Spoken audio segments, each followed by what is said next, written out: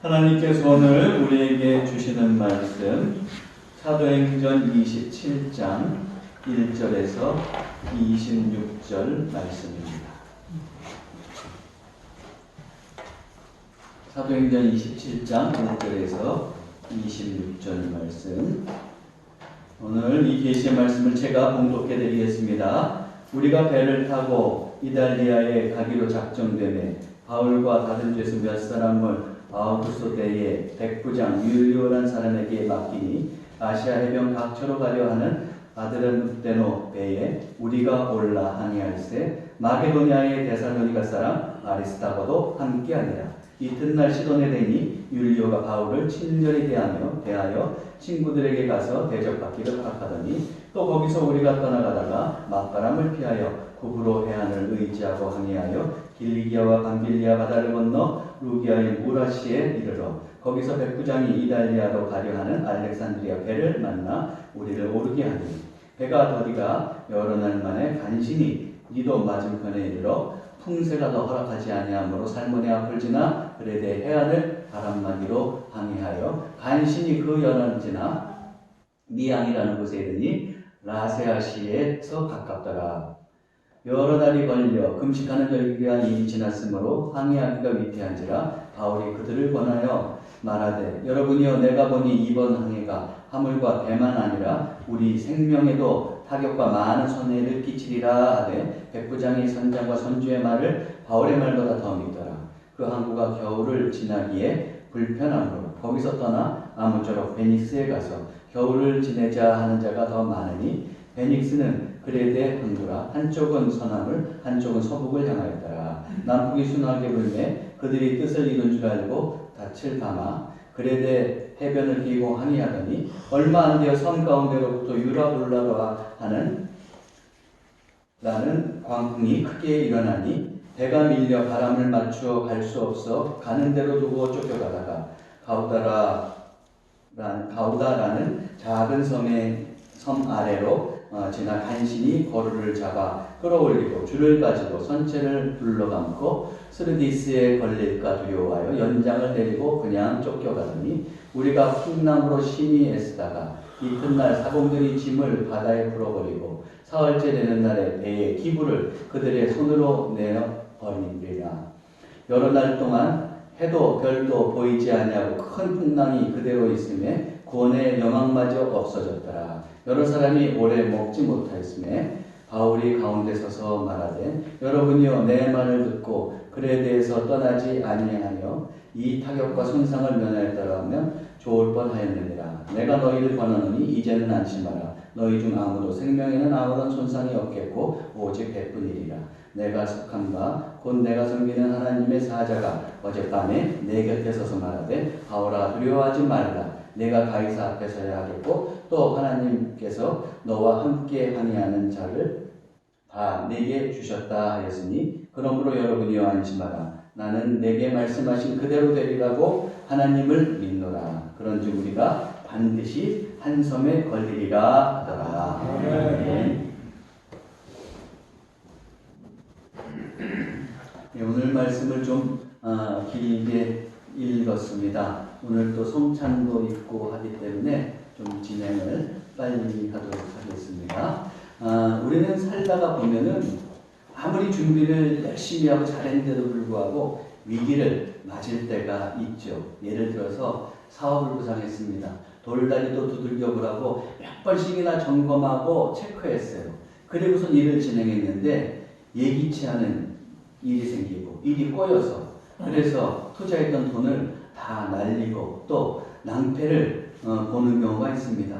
또 건강관리를 잘하는 사람이 있어요. 그토록 신경 쓰면서 운동도 열심히 매일 했는데 병원에 가보니까 덜컥 암이라는 그런 진단을 받기도 합니다. 요즘 국가적으로 또 얼마나 어렵습니까? 지난 몇 년간 코로나에도 이 나라는 잘 버티고 그래서 선진국의 대열에 끼었다고 다 인정해주는 나라였는데 갑자기 우크라이나 러시아 전쟁이 일어나고 유가가 오르면서 어떻게 됐습니까? 금리가 오르고 그러면서 그 여파가 우리에게 미쳐왔습니다. 집을 이제 대출로 산 사람들인데 그 대출 비용이 많이 올라서 힘들게 살아가는 사람들도 있고 또 여러 가지 집을 팔려고 해도 자꾸 떨어지는 집값 때문에 살려는 사람이 없어서 고생하는 사람들도 있습니다. 전혀 예기치 못했던 그런 상황에 접하게 된 것이죠. 이렇듯 인생을 살다가 보면은 최선을 다해서 살았는데도 불구하고 우리는 위기 상황에 처할 때가 있습니다. 그럼에도 불구하고 여러분들 꼭 기억하셔야 될 것은 하나님께서 함께 하시면 우리는 그 위기를 이겨낼 수 있다는 겁니다. 또한 우리가 하나님의 능력을 힘입어서 그 위기를 잘 헤쳐나오려고 노력할 때 그 과정을 통해서 어떻게 되느냐? 우리는 인격적으로도 또 신앙적으로도 한 단계 더 성장할 수가 있습니다. 그러므로 살다가 위기가 닥치고 실패한다고 해서 두려워하지 마십시오. 포기하지 마십시오. 하나님을 의지하여 그 위기의 상황을 극복하려고 하시기 바랍니다. 자, 그렇다면은 신앙인들도 예외 없이 위기에 처할 때가 있는데, 그러면 그럴 때 우리는 어떻게 대응을 해야 될까? 어떻게 신앙적으로 대응하는 것이 좋을까? 저는 오늘 말씀을 통해서 살펴보려고 합니다. 오늘 말씀은 이제 사도 바울이 탄 배가 항해에서 가다가 유라굴로 광풍을 만나는 그런 이야기를 지금 기록하고 있습니다. 거기서 우리는 바울이 대처하는 그 모습을 통해서 그리스도인들이 위기 상황에서 어떻게 행동해야 될지를 또 그 해답을 찾을 수가 있습니다. 먼저 이 유라굴로 광풍을 만나기까지의 과정을 살펴보고 또 그 다음에 바울이 어떻게 대처했는지를 통해서 우리는 위기 속에서 어떻게 행동해야 될지 살펴보도록 하겠습니다. 이전에 우리가 다 살펴봤듯이 사도 바울은 예루살렘과 가이사랴에서 5번에 걸쳐서 재판을 받았어요. 그러나 거기에서 바울의 죄는 찾을 수가 없었습니다. 이제 그는 자신의 원대로 로마 황제에게 가서 재판을 받을 수 있게 되었습니다. 새 총독 베스토는 이제 사울을 황제의 재판정에 세우기 위해서 로마로 호송하려고 합니다. 1절을 먼저 보겠습니다. 우리가 배를 타고 이달리아에 가기로 작정되매 바울과 다른 죄수 몇 사람을 아우구스도 대의 백부장 율리오란 사람에게 맡기니, 여기에 보면 이제 우리가 배를 타고 이탈리아를 얘기하는 거예요. 로마가 있는 이탈리아에 가기로 작정되었다. 베스토가 그렇게 이제 보내기로 계획했다는 거예요. 근데 여기서 우리라고 그랬어요. 그러니까 사도 바울뿐만 아니라 사도 바울과 함께하는 신앙의 사람들, 몇 사람도 같이 이제 동행하는 것을 우리가 알 수 있습니다.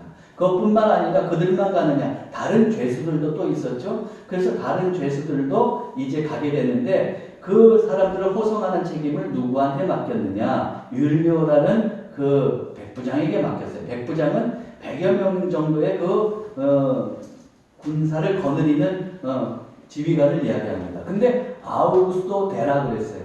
아우구스투스 황제의 군대라는 말이에요. 황제의 친위대에 속한 그 백부장 율리오가 호송 책임을 맡고 이제 그 죄수들과 바울의 일행을 데려가게 되는 겁니다. 2절을 보면 아시아 해변 각처로 가려 하는 아드라 무떼노 배에 우리가 몰라 항해할세 마게도니아의 데살로니가 사람 아리스다고도 함께하니라 했어요. 보면은 아드라 무떼노라는 말이 나와요. 아드라 무떼노 배는 뭘 이야기하느냐? 잘 보이실려나 모르겠네요.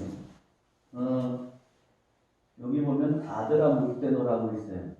여기를 향해 가는, 그러니까 여기서 출발해서 이 소아시아를 거쳐갔다가 다시 회항해 가는 그 배를 탔다는 얘기예요. 배를 수소문하다가 여기를 향해 가는 배를 타서 이제 그 가이사랴에서 출발하는 겁니다. 이 배가 여기 정박해 있다가 가는 거예요. 그래서 이제 그 배를 타고 가는 겁니다. 제가 간혹 여러분들 지도를 보여드리는 이유는 어떤 때는 성경을 읽고 도시가 그냥 외국말로 쭉쭉쭉쭉 나오는데 이해가 다 안 될 때가 있어요. 그런데 지도를 조금 보면은 그래도 이해가 잘 되기 때문에 제 경험상 좋기 때문에 제가 여러분들에게도 이 지도를 보여드리는 겁니다. 자, 근데 이 배를 이제 수소문해서 타고 가는데 갈 때 아리스다고도 함께 갔다 그랬어요. 이 아리스다고는 우리가 사도행전 19장 29절을 살펴봤듯이 사도 바울의 에베소에 있을 때 거기서 그 우상을 만드는 은장색들이 있었잖아요. 그 사람들이 사도 바울을 고발해갖고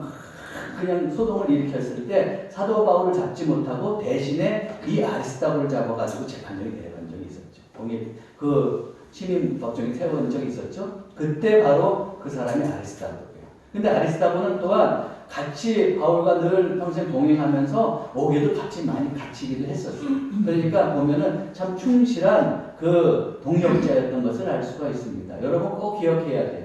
교회나 복음이 어떻게 세워지고 번져나가는가 한 사람을 통해서 바울 한 사람을 통해서 된 것이 아니에요. 그것과 마찬가지로 오늘날도 마찬가지예요. 바울에게 동역자가 있었던 것처럼 오늘날도 신실한 동역자들의 헌신을 바탕으로 해서 교회는 성장하고 복음은 증거된다는 것을 우리가 이 아리스다고를 통해서도 또한 알 수 있는 겁니다. 자, 3절을 보겠습니다. 3절, 드디어 이튿날, 계획한 이튿날 시돈에 뵈니 율리오가 바울을 친절히 대하여 친구들에게 가서 대접받기를 허락하더니 그랬습니다. 자, 이제 이 가이사랴에서 출발했어요. 아드라무테도 배를 타고 출발해서 시돈까지 갑니다. 얼마 안 되는 것 같지만 그래도 150km 되는 거리예요.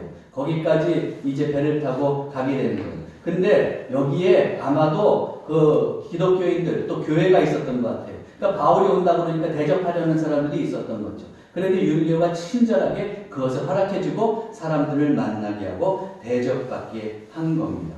그 다음에 이제 4절을 보면 또 거기서 우리가 떠나가다가 다시 배를 탔어요. 맞바람을 피하여 구브로 해안을 의지하고 항해하여 길리기아와 밤빌리아 바다를 건너 루기아의 무라시에 이르러 그랬습니다. 자, 보면은 여기 이제 또 시돈에서 이제 출발을 했어요. 그런데 어떻게 되냐면 여기서 이 지중해에서 이 서풍이 부는 거예요. 서풍이 불면 이 해안가에서 굉장히 여기에 고생당하기 쉬워요. 뭔가 전조가 좀 일어나는 것 같죠. 벌써 출발할 때부터. 근데 이렇게 배가 그러니까 어떻게 돼요? 이 구브로섬 해안가에서 그 섬을 통해서 바람을 말아가면서 이제 항해에 가는 겁니다. 그러면서 어떻게 되느냐면 이제 길리기아 그리고 밤빌리아를 거쳐서 루기아까지 가게 되는 겁니다. 루기아까지 가서 어디에 머무느냐? 요 무라시에 이제 정박하게 되는 거지요. 자, 그렇게 이제 그곳에 머물렀습니다. 거기서 어떻게 하느냐? 6절을 보면 거기서 백부장이 이달리아로 가려 하는 알렉산드리아 배를 만나 우리를 오르게 하니 그랬습니다. 자, 여기서 이제 아드라무테노 배에서 뭐냐면 알렉산드리아 배를 타는 거예요. 알렉산드리아라는 도시는 여기 있어요. 근데 알렉산드리아의 배는 뭐냐면 여기가 이집트에 있는 알렉산드리아 도시인데 여기에 곡물들이 많거든요. 그래서 이 곡물들을 이제 싣고 이렇게 거쳐가지고 무라시에서 정박했다가 이 로마 이탈리아로 곡물들을 옮겨가는 겁니다. 어차피 이제 그 아드라무테노배는 그 아드라무테노에 가면은 여기서 끝나는 거예요. 로마까지 안 가는 거예요. 그러니까 어차피 갈아탈 거면은 알렉산드리아 배를 만났기 때문에 이 무라시에서 알렉산드리아 배를 갈아타는 것이죠. 그래서 거기서 이제 새롭게 다시 갈아타고 출발하게 되는 겁니다. 7절에서 8절 배가 더디가 여러 날 만에 간신히 이도 맞은편에 이르러 풍세가 더 허락하지 아니하므로 살몬의 앞을 지나 그레데 해안을 바람막이로 항해하여 간신히 그 연안을 지나 미항이라는 곳에 이르니 라세아시에서 가깝더라. 자, 지금 이제 무라시에서 알렉산드리아 배를 타고 출발합니다. 그런데 출발해서 이제 니도 건너편으로 해서 이렇게 가는데 바람이 센 거예요. 그래가지고 이 사이로 건너가지 못하고 이 크레타 섬, 다시 그냥 그레데라고 우리 성경에 되어 있는데 이 섬을 또 바람막이로 해서 이렇게 항해하는 겁니다. 그러다가 겨우겨우 항해해가지고 미항이라는 곳에 이르는 거예요. 미항은 근데 라세아시에서 가까운 근처에 있었던 것이죠. 거기에 이제 정박하게 되었어요. 자, 그런데 이때가 어느 시기냐? 보세요. 9절에서 11절 보면 여러 날이 걸려 금식하는 절기가 이미 지났으므로 지금 항해하면서 벌써 여러 날이 지났어요. 근데 금식하는 절기가 지났다고 그랬어요. 금식하는 절기는 뭘 얘기하느냐 하면 이스라엘 역으로 7월 11일에는 대속죄일이 있어요. 대속죄일이라는 거 제가 뭐 몇 번 말씀드린 거 있는 것 같은데, 그 1년에 한 번씩 그 이스라엘 백성들은 하나님께 제사를 드릴 때 속죄제를 드리잖아요. 개인적으로 속죄제를 드리기도 하지만 전체 국가적으로 민족적으로 속죄제를 드리는 것은 이스라엘력 7월 10일. 그때 대속죄를 드리는 거예요. 속죄일. 그 국가적으로 죄를 다 이제 공동체적으로 회개하는 거죠. 자, 그런데 이 대속죄일은 7월 10일이지만 우리 일반적으로 그 이스라엘적으로 7월 10일이지만 우리 일반적으로 지금 한 2달 정도 더 지나서 한 9월 20일경이 됩니다. 자, 그런데 이 대속죄일 전에 5일간 이제 금식하는 시간을 가져요. 금식하는 시간을 가져요. 그런데 보니까 그 금식하는 절기가 이미 다 지났어요. 그러니까 어떻게 해요? 7월 10일도 이미 다 지나간 것 같고 9월 20일, 우리 지금 달력으로 하면 9월 20일이 훨씬 넘어간 거예요. 자, 그렇게 넘어갔으므로 항해하기가 위태하다 그랬어요. 이 대서양에는 일기가 불손해가지고 어떻게 되느냐면 그 9월 20일 지나서부터 다음 해 3월까지는 항해를 금지합니다. 그러다가 난파당하고 위험한 일을 겪는 경우가 많기 때문에 항해 금지 기간이에요. 그런데 지금 항해하고 있는 거잖아요. 그래서 이제 바울이 뭐라고 그러는지 한번 들어보세요. 그러니까 바울이 그들을 권하여 말하되 여러분이요 내가 보니 이번 항해가 화물과 배만 아니라 우리의 생명에도 타격과 많은 손해를 끼치리라 이렇게 얘기를 했어요. 화물은 뭐냐면 짐을 얘기해요. 짐뿐만 아니라 배에도 타격을 입고 그 배에 탄 사람들의 생명도 잃을 것 같은 그런 상황이 처할 수 있으니까 우리 되도록이면 항해하지 않는 것이 좋겠습니다. 이렇게 바울이 권면을 한 거죠. 그런데 백부장이 그걸 들었어요. 들었는데 백부장이 그러니까 바울의 얘기를 들어보니까 아마 선주나 선장에게도 물어봤겠죠. 정말 그렇소? 물어봤을 거예요. 근데 선장과 선주는 뭐라고 하냐면 보니까 아직까지 풍세가 괜찮은 것 같은데요. 좀 더 가도 될 것 같아요. 아마 이렇게 얘기한 것 같아요. 그러니까 어떻게 됩니까? 이 백부장 율리오는 바울의 말보다는 그 백사람들 얼마나 전문가들이에요. 그 사람들의 말을 믿었던 거죠. 그러면서 이제 어떻게 되느냐 하면 거기에 미항에 머물지 않고 더 이제 진행하려고 하는 겁니다. 자, 그래서 12절 보면 그 항구가 겨울을 지내기에 불편함으로 거기서 떠나 아무쪼록 베닉스에 가서 겨울을 지내자 하는 자가 더 많으니 베닉스는 그레데 항구라 한쪽은 서남을 한쪽은 서북을 향하였더라 그랬어요. 미항은 아까도 살펴본 미항은 그렇게 큰 항구가 아니에요. 그런데 지금 바울의 일행과 또 다른 죄수들도 있잖아요. 그 사람들이 다 머물기에는 그 항구가 좀 협소했던 것 같아요. 그러니까 많은 사람들이 어떻게 되냐면 그러면 기왕에 항해하기로 했으면 조금 더 가서 좀 큰 도시인 항구인 베닉스 값이 합시다. 그 베닉스에서 그러면 우리가 머물기로 합시다. 그렇게 얘기하는 거예요. 그래서 뭐 미항에서 조금 더 가면은 베닉스가 있거든요. 여기서 조금 더 가서 베닉스에 머물려고. 근데 이제 앞으로 보겠지만 여기서 베닉스까지 가는 것이 그렇게 쉬운 것 같지는 않아요. 자, 13, 14절 보세요. 남풍이 순하게 불매 그들이 뜻을 이룬 줄 알고 닷을 감아 그레데 해변을 끼고 항해하더니 그랬어요. 이제 출발하려고 하니까 남풍이 순하게 불어요. 야, 여봐 이게 항해해도 되잖아. 그러면서 이제 어떻게 되냐. 다 알죠? 배가 정복할 때 밑에 탁 떨어뜨리는 쇳덩이 있잖아요. 그래서 움직이지 못하게 고정시키는 거. 그 닷을 걷어올리는 겁니다. 닷을 걷어올리고 이제 그레데 해변을 통해서 이제 어떻게 되는 거예요? 그레데 해변을 통해서 요 크레타섬 요 해변을 통해서 이렇게 해변을 통해서 베닉스로 가려고 하는 겁니다. 그런데 항해한 지 얼마 안 돼서 갑자기 어떻게 되냐면 유라굴로라는 광풍이 확 일어나면서 이제부터 문제가 발생하는 겁니다. 유라굴로는 헬라어로 유로퀼론이에요. 유로퀼론은 뭐냐면 동풍을 의미하는 유로스하고 아퀼로, 북풍을 의미하는 아퀼로가 합쳐진 말이에요. 그러니까 동풍과 북풍이 합쳐지면서 회오리를 일으킨다.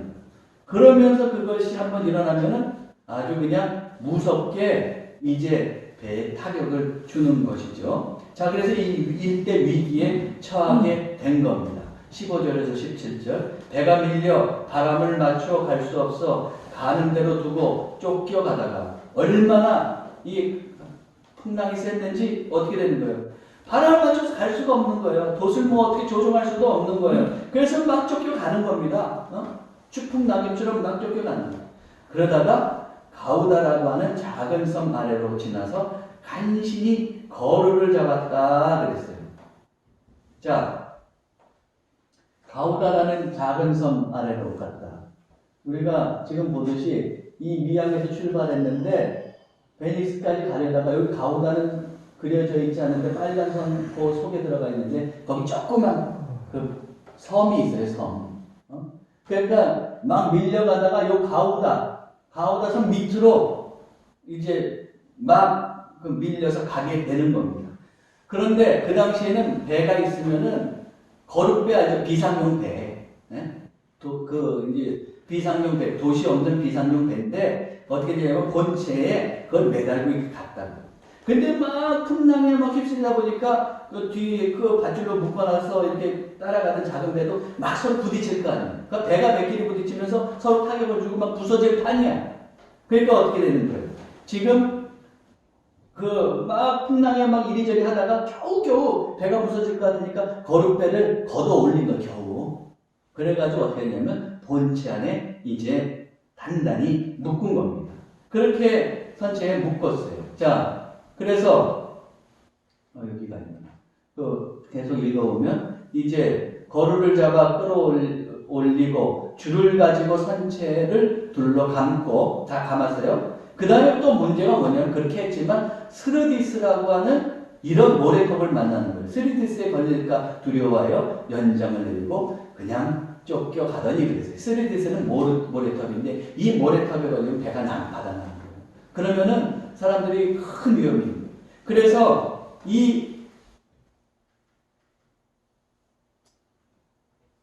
여기 스르디스만 보이죠? 이쪽 지역으로 가다가 보면 이 키레나이카 이 주변으로 해서 이제 여기가 이제 스르디스인데 여기에 모래톱이 걸리면 위험하니까 어떻게 되냐 사람들이 다 두려워하는 겁니다. 그래서 지금 이제 어떻게 되냐면 거기 걸릴까봐 조마조마하면서 가는데 연장을 내렸다 그랬어요. 여기서 연장은 뭐 기구 뭐 이런 걸 얘기하지만 여기서 문맥을 얘기하는 돛 있잖아요. 바람에 이제 배를 나가게 하도록 하는 돛을 내리고 그 다음에 어떻게 되냐면 그냥 파도에 맡긴 거지. 돛까지 했다가는 더 위험할 것 같으니까 돛을 내리고 이제 그냥 쫓겨가게 되는 겁니다. 자, 이런 상황에 있어요. 자, 그리고 이제 18절, 19절을 또 보면은 우리가 풍랑으로 심히 애쓰다가 이튿날 드디어 사공들이 짐을 바다에 풀어버리고 그랬어요. 아까 바울이 하물이라는 말 썼죠? 그 하물, 짐을 이제 슬슬 버리기 시작한 거예요. 왜 버리냐면 벌써 파도가 많이 쳐 들어왔어요. 물을 퍼내려고 해도 어떻게 되냐면 그 파도 때문에 배가 점점 가라앉아요. 짐도 있으니까 더 가라앉게 되는 거죠. 그러니까 어떻게 하니 급한 김에 이제 짐을 풀어서 버리는 겁니다. 그거 버리고 또 어떻게 되냐. 그렇게 해서 또 사흘이 지났는데 사흘째 되는 날에 배의 기구를 그들의 손으로 내버리니라. 배의 기구는 어때요? 배를 관리할 때 필요한 기구잖아요. 근데 그것조차도 있으니까 무거워서 점점 가라앉으니까 안 되겠으니까 이번에는 짐뿐만 아니라 기구들도 버리는 그런 아주 심각한 상황에 처하게 된 겁니다. 결국 어떻게 됐어요? 20절 보면 여러 날 동안 해도 별도 보지 아니하는 정도가 보지 못하는 거죠. 뭐 그냥 먹구름만 껴가지고 있는데 뭘 보겠어요? 폭풍우 속에서 큰 풍랑이 그대로 있음에 구원의 여망마저 없어졌다. 살아날 가망이 없는 그런 상황이 되었다는 거예요. 자, 이런 상황, 예기치 않은 위기에 지금 처해 있잖아요. 자, 그랬을 때 사도 바울은 아마 다른 사람들 다 정신이 나가 있을 거예요. 이런 상황에서 사도 바울은 어떻게 대처하느냐. 이걸 통해서 그리스도인이 이제 위기 속에서 어떻게 행동할지를 한번 살펴보려고 하는 건데요. 여러분, 위기 속에서 우리는 과연 어떻게 해야 될까? 사도 바울은 어떻게 하고 있습니까? 사도 바울은 먼저 과거를 반성하고 있습니다. 웬 생뚱맞는 소린가 하겠지만 여러분 한번 보세요. 사도 바울이 이제 그 상황 속에서 일어나서 사람들 앞에서 얘기하는 거예요. 21절 여러 사람이 오래 먹지 못하였으며 바울이 가운데 서서 말하되 여러분이여 내 말을 듣고 글에 대해서 떠나지 아니하여 이 타격과 손상을 면하였더라면 좋을 뻔하였느니라. 여기 보세요. 지금 오랫동안 풍랑이 일면 어떻게 돼요? 막 배가 요동치잖아요. 그러면 사람들이 멀미가 일어나서 아무리 그 뱃사람이라고 해도 멀미가 일어나서 아무것도 못 먹는 거예요. 그래서 먹지 못하는 것. 정신적으로도 어떻게 돼요? 멘붕이 왔을까? 멘탈이 붕괴가 됐을 거예요. 네? 그런 상황에 있는 거예요. 정신적으로도 육체적으로도 탈진하는 상황에 있는 거예요. 기진맥진하고 자포자기하는 상황에 있는데 그때 사도 바울이 가운데 탁 사람들 앞에 서서 뭐라고 부르냐면 한마디 탁 하는 것이 여러분 내 말을 듣고 그때 글에 대해서 떠나지 않았으면은 이런 타격이나 손상을 입지 않았을 거 아닙니까? 우리 짐도 잃지 않았을 테고 이런 어려운 상황에 처하지 않았을 겁니다. 그러면서 과거를 돌아본다. 여러분 이 말을 한다고 했을 때 왜 사도 바울이 이런 말을 할까요? 자기 잘난 척 하려고? 사람들을 책망하려고? 예? 내가 글쎄 뭐라고 그랬어? 꼭 그런 분들 있죠. 일 지나고 나서 불행한 일 있으면 내 남편이 내 아내가 그러길래 왜 그랬어? 우리 집사람이 꼭 일 지나고 나서 내가 그런다고 제가 간혹 가다가 이제 지청구를 듣는 경우가 있는데 그러려고 책망하려고 그러겠느냐 하는 거예요. 아니에요. 무엇보다 먼저 과거를 거울 삼고 싶은 거예요. 그리고 그것을 거울 삼아서 앞으로의 미래에는 두 번 다시 그런 실수를 하지 말자는 바울의 간곡한 그런 의도가 담겨 있는 겁니다. 여러분, 그래요. 우리가 때로는 위기상황에 처할 때도 있지만 이런 사도 바울의 모습을 보면서 우리도 어떻게 해야 됩니까? 먼저 그런 위기 상황에 있을 때 한번 지난 날을 돌아볼 필요가 있어요. 정직하게 과거를 돌아봐야 합니다. 하나님 앞에서 회개하는 심정으로 돌아볼 필요가 있습니다. 내가 무엇을 소홀히 했는가? 나의 노력은 과연 옳았는가? 나의 지금 가고 있는 방향은 바른 것인가? 내 욕망이 지배한 적은 없는가? 내 이익만을 위해서 추구해서 살아가는 적은 없는가? 특별히 믿는 자로서 나의 태도가 하나님 보시기에 잘못된 건 없는가? 이런 거를 돌아볼 수 있는 기회로 삼아야 돼요. 하나님 앞에서 정직하게, 진지하게 자신을 돌아봐야 합니다. 실패했다고 당장에 화내고, 그리고 슬퍼하고, 포기하고, 그런 것 이전에 먼저 자신의 과거의 모습을 정직하게 돌아볼 필요가 있어요. 똑같은 실수와 실패를 반복하는 사람들 있죠. 그 사람들의 공통점이 뭘까요? 과거를 돌아보지 않아요. 왜 과거를 돌아보지 않아요? 어떤 사람들은 귀찮은 거예요. 게을러서 자기 성찰을 하고 싶지 않아서 돌아보지 않는 사람들도 있습니다. 그런가 하면 어떤 사람들이 있냐면 돌아보는 게 겁나는 사람들도 있어요. 왜요? 자기 자신을 돌아보면 자기 존재의 추한 모습이 다 드러나거든요. 그거를 대면하고 싶지 않은 거예요. 그래서 어떻게 하는 거예요? 애써서 그것을 무시하고 과거를 그냥 넘기는 사람들도 있습니다. 나는 아니라고 의식으로는 아니라고 그러는데 내 무의식에서 그렇게 행동하는 경우가 많아요. 그런데 그렇게 돌아보지 않을 때 마치 이런 사람과 같아요. 어떤 사람이 있는데 건강관리를 잘못해서 몸이 좀 이상해요. 가보니까 암이 생겼어요. 의사가 그러는 거예요. 이거 정밀검사 받아보고 수술해야 되는데요. 그랬어요. 그런데 이 사람이 그 얘기를 듣는 동안 덜컥 겁이 났어요. 정밀검사를 받았다가 큰 암이다 이런 소리를 듣고 싶지 않은 거예요. 대면하고 싶지 않은 거예요. 아, 저 검사 받지 않겠습니다. 제가 무슨 문제가 있어요? 저 그냥 돌아갈래요. 그러면 그 사람은 어떻게 되는 거예요? 좋아질 기미가 안 보이는 거죠. 당장은 좋은 것 같지만 그런 경우가 우리의 내면에도 있는 거예요. 그래서 어떻게 되는 거예요? 자기의 과거의 잘못에 대해서 대면해야지 해결책이 나오는데 대면하려고 하지 않는 거예요. 자기 무의식은 이미 그거를 딱 닫아보는 거예요. 그래서 어떻게 되는 거예요? 과거에 대해서 돌아보지 않으려고 하는 사람들이 있습니다. 그러나 진정으로 위기를 극복하고 새롭게 살고 싶다 그러면 괴로워도 자기 자신을 대면해야 된다는 거예요. 제가 얼마 전에도 말씀드렸잖아요. 제가 그 애니어그램 그 조사하고 있어요. 저는 굉장히 제가 정의롭고 아주 강직한 사람인 줄 알았는데 저를 딱 그 유형에 따라서 대면하는데 물론 모범적으로 살아가려고 하는 유형이기도 하지만 뭐냐면 겁이 많은 유형이더라. 그런 얘기 한 적이 있었잖아요. 그걸 처음에 대하고 대면하려니까 아이고 정말 싫더라고 제가. 그러면서 막 얘기하는데 나중에 막 눈물이 나더라고요. 아, 내가 요 모양 요 꼴밖에 안 되는 연약한 존재야. 그러나 여러분 대면해야 돼요. 정직하게 자기 자신을 돌아봐야 돼요. 하나님 전지전능하신 분 아니에요. 하나님 앞에서 자기 자신 벌거벗고 봐야 돼요. 벌거벗었을 때 나에게 어디에 종기가 있고 점이 있고 이런 거 다 알 수 있잖아요. 그런 것처럼 내 존재에 없애야 할 것들 이런 것들은 뭐 있는지 그때서 비로소 알 수 있어요. 처음에는 아픔이지만 그렇게 대면할 때 우리에게 새로운 희망이 있다는 것을 여러분 꼭 기억하셔야 돼요. 반성이 필요합니다.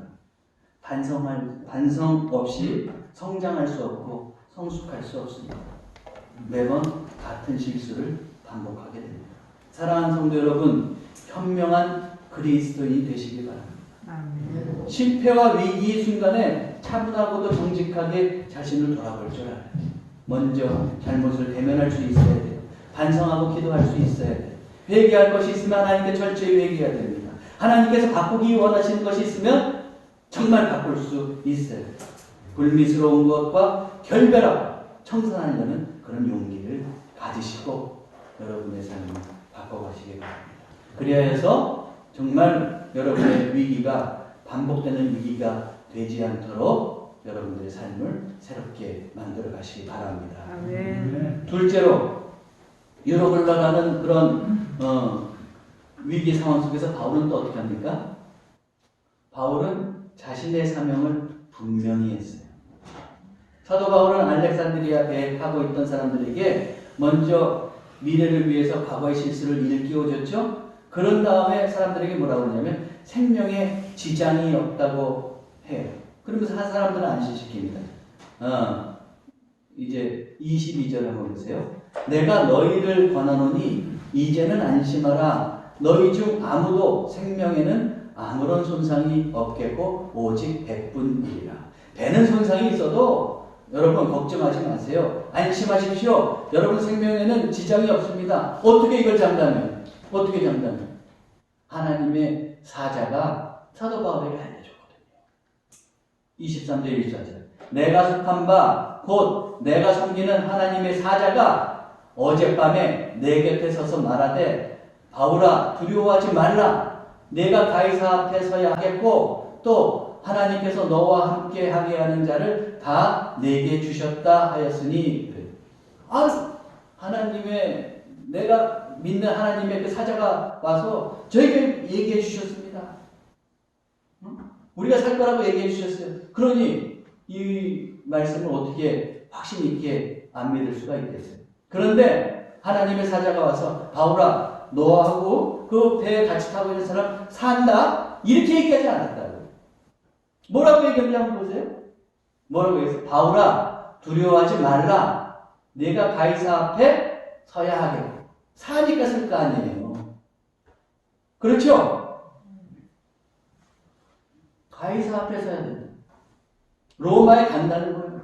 가이사 앞에 선다는 게 그래서. 사도 바울은 로마에 가는 게 자기의 소원이에요. 거기에 가서 또 복음을 나누는 것이 자기의 사명으로 알고 있고 소원이에요. 가이사 앞에 선다? 그러면서 뭐예요? 다시 한번 하나님께서 사자를 통해서 사도 바울의 사명을 일깨워주는 거죠. 그러니까 너 그 사명 꼭 간직하고 살아라. 그리고 네가 그 사명을 간직하면 그리고 그 가이사 앞에 서게 될 때까지 어떻게 하느냐면 너와 함께 한행한 사람들도 다 내게 주셨다. 네가 그렇게 하면 그 사람들의 운명이 다 네 손에 달려있다 이 말이에요. 그렇죠? 그 사람도 그래서 산다는. 여러분, 하나님은 이렇게 정말 어렵고 힘들고 엄중한 상황 속에서도 어떻게 하는 거예요? 사도 바울에게 사명을 깨닫게 해주시죠.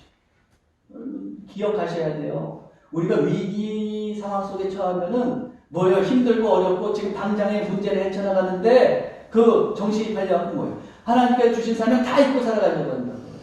그런 하나님은 어떻게 돼요? 그런 상황 속에서도 우리 각자에게 주신 그 사명 잊지 않기를 원하십니다. 어떤 상황 속에서도 주신 사명을 온전히 우리는 감당하며 살아가야 됩니다. 그런데 이 지점에서 그래 사명 감당하며 살아가야지. 내가 당신 말은 이해하겠는데 근데 난 하나님께서 내게 주신 사명 잘 모르겠는데 이렇게 생각하시는 분도 계실 거예요. 근데 여러분 개인적인 사명만 자꾸 생각하지 마세요. 먼저 우리 공동체적으로 우리 공동으로 주어진 사명을 생각하세요. 사랑하는 거, 사랑의 사명, 어떤 사람 한 사람이나 족실나게 주어진 거요? 다 우리의 사명이죠. 복음을 전하는 거, 다 우리의 한마디 해주세요. 뭐예요? 사명이에요. 그래요? 우리가 또 섬기고 헌신하면서 살아가는 거, 다 우리의 한마디 해주세요. 사명이에요. 우리 공동의 사명이 있잖아요. 그 사명을 잘 감당해 가는 거예요. 그 사명을 잘 감당해 가다가 보면 어느 순간인가 개인적으로 하나님께 주시는 사명도 하나님께서 깨닫게 해주셔. 그러니까 그 사명을 잘 감당해 갈 수 있어요. 위기의 상황에서도 아유 내가 지금 내 거가 석자인데 뭘 그러면서 밉싹 짚고 살아가는 것이 아니고 그 사명을 감당하려고 해요. 그리고 그 사명을 감당하면 어떻게 되느냐? 내 주위에 있는 사람들도 거기에 영향을 받고 살아나게 되는 거예요. 그러므로 내가 사명을 감당하고 잊지 않고 기억하고 사명을 감당하는 것이 얼마나 중요합니까? 힘들다고 사명을 포기하지 말아야 합니다. 하나님은 그 속에서도 우리가 사명을 감당하시기를 바랍니다. 우리가 사명을 감당할 때 우리 주위에 있는 사람들도 죽어가는 것이 아니고 살아나고 신바람이 사명을 잘 감당해 가심으로 가정과 교회와 사회를 아름답게 만들어 가시기 바랍니다. 세 번째로 유라블로라는 위기 상황에서 바울은 또 어떻게 합니까? 바울은 사람들에게 희망을 주고 있어요. 25절, 26절. 그러므로 여러분이여 안심하라. 나는 내게 말씀하신 그대로 되리라고 하나님을 믿노라. 그런지 우리가 반드시 한 섬에 걸리리라 하더라. 여러분 안심하십시오. 하나님께서 말씀하신 대로 우리는 살아날 것을 저는 믿습니다. 난 그런 하나님 믿습니다. 그런즉 우리는 섬으로 가서 살아나게 될 겁니다. 이러면서 희망을 주고 있는 것을 보게 돼요. 자, 우리 믿는 사람들과 마찬가지. 위기 상황이 있을 때 아이고 죽겠다. 아이고 죽겠다. 그럼 다 끝났다. 그러는 사람들이 아니라 하나님을 바라보고 그리고 다시 희망을 갖고 희망을 외치는 사람들이 돼야 돼요. 다른 사람들은 다 절망하더라도 우리 그리스도인들은 희망을 가져야 합니다. 왜요? 전능하신 하나님께서 계시잖아요. 함께 해주시잖아요. 할렐루야. 여러분 대림절 묵상지 우리가 다 나눠드려서 묵상하고 있잖아요. 저도 그 묵상집을 매일매일 한 장씩 보고 있는데 보니까 어느 날 이게 나왔더라고요. 보니까 묵상집에 항아리라는 동화를 거기 짤막하게 실어놨더라고요. 기구한 삶을 사는 한 여인이 있었어요. 이 여인에 대한 이야기인데 술순정이 남편을 만나서 맨날 어져맞으면서 살아가는 거예요. 그런데 어느 날 새벽 종소리를 듣고 예배당을 찾았습니다. 하나님을 아버지라고 부르기만 해도 그냥 이제 그냥 시원해지고 숨통이 트이는 것 같아요. 그래서 이제 새벽마다 가서 기도하는데 남편이 그냥 교회 가는 거 또 쥐어박는 거예요. 그래서 교회도 못 가요. 그래서 어떻게 하냐면 어떻게 하면 하나님께 기도할 수 있을까? 그러니까 집에 큰 항아리가 장독대에. 그래서 그 항아리에 들어가서 문을 장독대 아니 그 항아리 뚜껑을 닫고 그 안에서 그렇게라도 하니까 좀 나. 그렇게 뚜껑 닫고 기도하면 그냥 또 하나의 세상이 열립니다. 마음껏 울면서 기도해요. 그러다가 이제 남편이 병들어서 세상을 떠나게 됩니다. 그리고 이 여인은 이제 마음껏 예배당을 찾을 수 있게 됐어요. 무릎 꿇고 엎드려서 기도하던 어느 날 새벽에 기도하는데 누군가가 자기 온몸을 감싼 것. 그래서 몸이 따뜻해지는 겁니다. 그동안에 자기가 쌓여 있었던 자기 속에 쌓여 있었던 아픔이나 그런 병들까지도 깨끗이 사라지는 느낌을 받는 하나님께서 찾아오신 거죠. 그때만 찾아오신 것은 아닌 겁니다. 그 여인이 그렇게 다시 태어나는 것 같은 느낌을 받던 하나님을 경험하는 거 아니겠어요? 그때서야 비로소 이 여인이 느끼는 나를 위로해줬던 하나님, 그 하나님 닮아니 우리 하나님의 하나님. 그래요 여러분, 하나님은 우리와 함께 하시면서 우리의 항아리가 되어 주십니다. 온갖 슬픔과 고통을 막아주시고 보호해 주시는 항아리가 되시는 거예요. 아멘. 그 하나님께서 위기를 벗어나게 해주실 거예요. 그러니까 우리는 어떻게 해요? 희망을 갖죠. 하나님 없는 희망은 희망이 아니라 망상이에요. 그러나 우리는 하나님을 근거로 하고 있습니다. 그렇기 때문에 어떤 절망적인 상황 속에서도 우리는 희망을 가질 수 있고 또 사람들에게 희망을 외칠 수가 있는 거예요. 지난 금요일에 우리 사촌 형님도 장로교 목사님이라고 그랬잖아요. 같이 식사하는데 그 교회도 송구 영신 예배 10년째 되면은 말씀 카드를 목매달고 기다리는 사람들이 있대요. 왜 기다리냐? 그 말씀 카드를 받고 그 주어진 말씀 카드를 받고 살았는데 그 말씀들은 막 이루어진다는 거예요. 그래서 그걸 기다린다. 그런데 그런 이야기를 하시더라고요. 어느 해인가 말씀 카드를 보는데 암에 걸린 젊은 사람이 있었대요. 근데 말씀 카드를 뽑았는데 이사야 57장 18절이 딱 뽑힌 거예요. 내가 그 얘기를 보았은즉 그를 고쳐줄 것이다. 암 때문에 고통당하고 있는데 고쳐줄 것이다. 얼마나 이 말씀을 갖고서 이 사람이 그냥 간절했는데 감동했겠어요. 풍풍 울더래요. 근데 그게 암이 깨끗이 나았다는 거예요. 여러분, 하나님만이 내 삶의 근거가 되셔야 돼요. 희망의 근거가 되는 겁니다.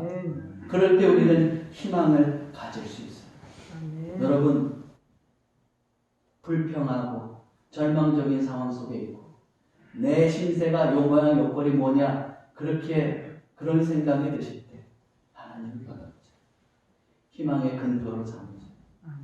그래서 여러분들 희망을 가질 뿐만 아니라 세상에도 희망을 외치는 그런 사람들이 되시기를 주님의 이름으로 축원합니다. 기도하겠습니다. 하나님 아버지, 우리는 삶에서 원치 않는 위기를 맞기도 합니다. 그러한 때에 저희들 어찌하여 그런 일이 생기느냐고 하면서 삶을 원망하고 시간을 낭비하며 살기보다는 그리스도인으로서 지혜롭게 대처해가게 해 주옵소서. 과거를 반성하고 사명을 깨닫고 실천하며 희망을 가지고 주위 사람들에게 희망을 전하며 살게 해 주옵소서. 그리하여 하나님의 힘으로 위기를 거뜬히 극복하고 한 단계 더 발전하고 성숙하는 우리의 삶이 되도록 인도해 주옵소서. 우리 주 예수 그리스도의 이름으로 기도하옵나이다. 아멘.